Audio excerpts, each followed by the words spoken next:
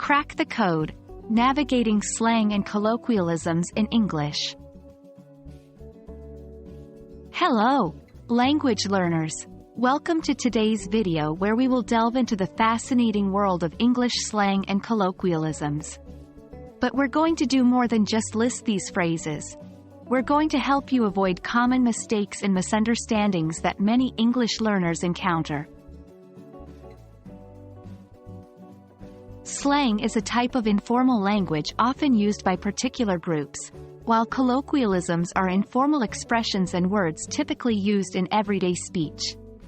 Both slang and colloquialisms can make English a bit tricky as they often carry meanings that aren't immediately apparent from the words themselves.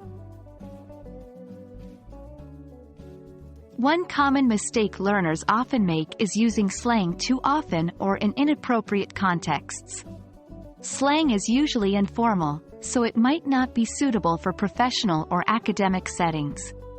Similarly, slang terms can change rapidly, and what's trendy today might be outdated tomorrow. It's essential to understand the context and stay updated to use slang appropriately. Colloquialisms can be especially tricky for English learners because they often carry a cultural significance that can be lost in literal translation. For instance, the phrase, "kick the bucket," has nothing to do with buckets or kicking. Instead, it's a colloquial way to say that someone has died. Misunderstanding these expressions can lead to confusion and miscommunication. Here are a few strategies to help you navigate these expressions. 1. Context is king. Always pay attention to the context in which a phrase is used. This can help you determine its meaning and appropriateness. 2. Practice active listening.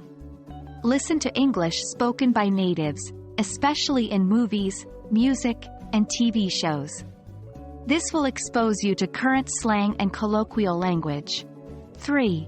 Ask for clarification. If you're unsure about the meaning of a phrase, don't hesitate to ask.